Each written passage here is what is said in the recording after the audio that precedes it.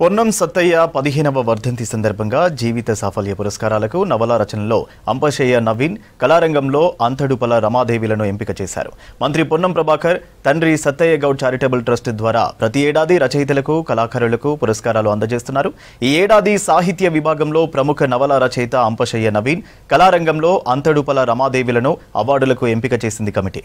వీరికి ఈ నెల 13న రవీంద్ర భారతిలో అవార్డులను ప్రదానం చేయనున్నారు. అవార్డు గ్రహీతలను సెలెక్ట్ చేసి చారిటబుల్ ట్రస్ట్ చైర్మన్ మంత్రి పొన్నం ప్రభాకర్ కు ఎంపిక పత్రాన్ని అందజేశారు జ్యూరీ కమిటీ సభ్యులు. అవార్డు గ్రహీతలకు 51,000 నగదుతో పాటు మెమంటో, ప్రశంసా పత్రాన్ని అందించనున్నారు. ఎంపిక committee convener doctor Ponnam Ravichandra సారథ్యంలో కేంద్ర సమాచార శాఖ మాజీ commissioner Madabhushi Sridhar, senior journalist Dilip Reddy, భాషా సాంస్కృతిక శాఖ సంచాలకులు మామిడి హరికృష్ణ, రచయిత్రి అయినంపూడి శ్రీలక్ష్మి జ్యూరీ కమిటీలో ఉన్నారు. గత 3 ఏళ్లుగా సాహిత్య విభాగంలో నాలేశ్వరం శంకర, నలిమెల భాస్కర్, చంద్రబోస్, కళాకారుల విభాగంలో ఒగ్గు ధర్మయ్య, విమలక, కొమురమ్మ అవార్డులు అందుకున్నారు.